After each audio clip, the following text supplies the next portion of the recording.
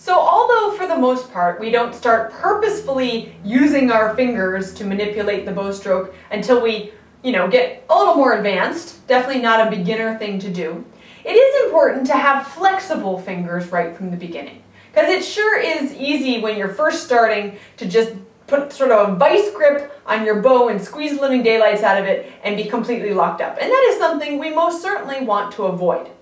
So doing some kind of finger flexibility exercises can really help.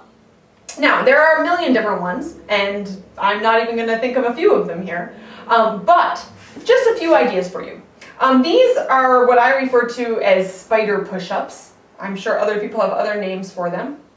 Basically, all I'm doing here is I'm extending my fingers out. I've got my fingertips resting on my legs, and then I smush them down. Right? And what I'm really looking for here is that when I get the smushy part, that I'm flat across the top, so my hand to first knuckle there is flat, all right? So I'm going up and down and up and down and up and down, and my wrists aren't doing anything wild and crazy. I'm not bending them back and forth.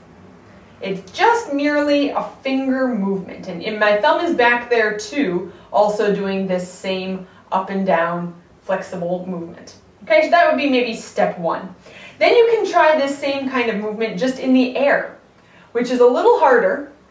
People, again, they tend to have the most trouble with this getting up to the top and flattening out this joint. So there's a way I like to do it.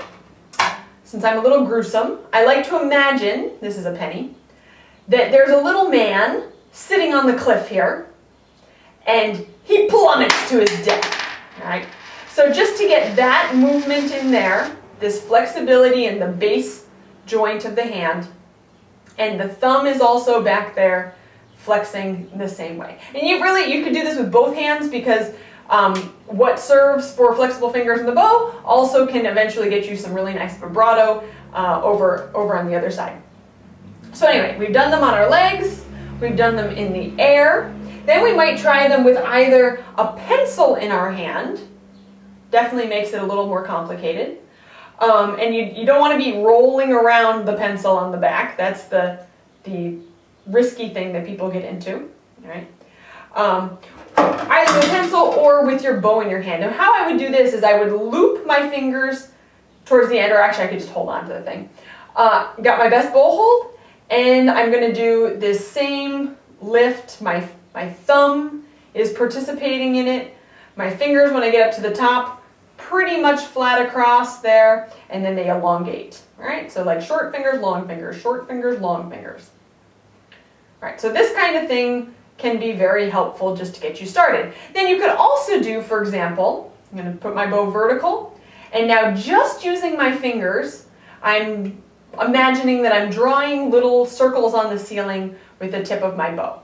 All right, and you might find at first it helps to actually immobilize your arm to make sure this motion is truly happening with your fingers. You're also going to want to keep an eye on your thumb, that your thumb stays curved and your bow hold stays beautiful. If your bow hold's getting weird, then fix it. All right. You could also do windshield wipers back and forth. Again, this is just my fingers that are moving, not my arm, not my wrist. You could also do them this way.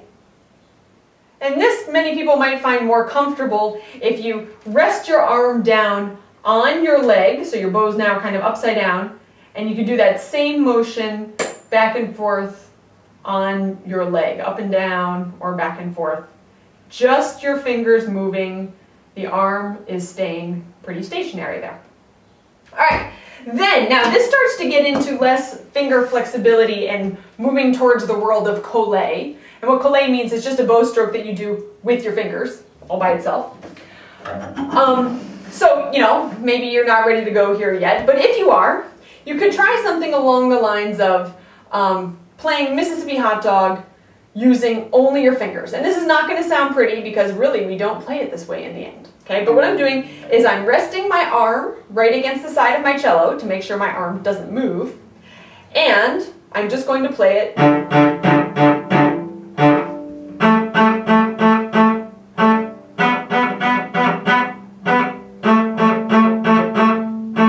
essentially that same motion I was doing. My fingers get longer on the down bow, that way and longer, and then they squish up for the up bow.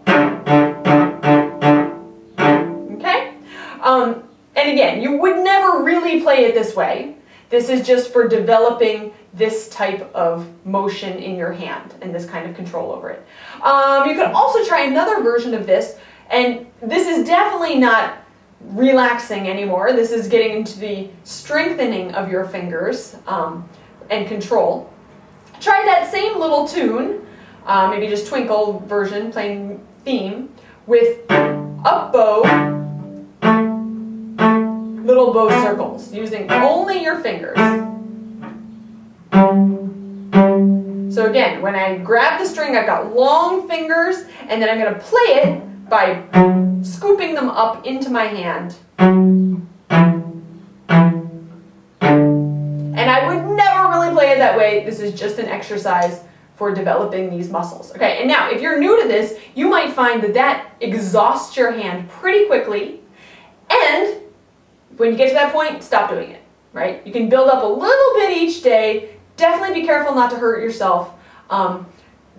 This can be very tiring, okay? So don't push yourself. Just do it a little bit at a time until that starts to feel easy, okay?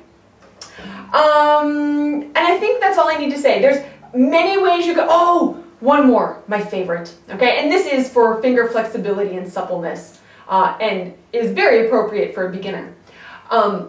Jellyfish. And my friend Lisa Caravan taught me this one. I think it feels wonderful. Basically what I'm doing here, of course, is just, I don't know, making my hand look like a jellyfish. And you'll notice I'm doing it not up and down so much, although that's fine too, but I'm trying to do it in the path that the bow would actually take. So if I take my hand and I point it out towards the wall away from me, that's the angle I'm going for. It wouldn't do you a whole lot of good to do it this way, although again, feel free to do it that way if you want. But this would actually be the path that your bow arm would take. And you're just going for something that feels smooth and gooey. It's nice, okay? And so that really is the last one. But don't limit yourself to that. Anything you can do to get these fingers moving flexibly at all these different joints would be a very worthwhile exercise. So, have fun.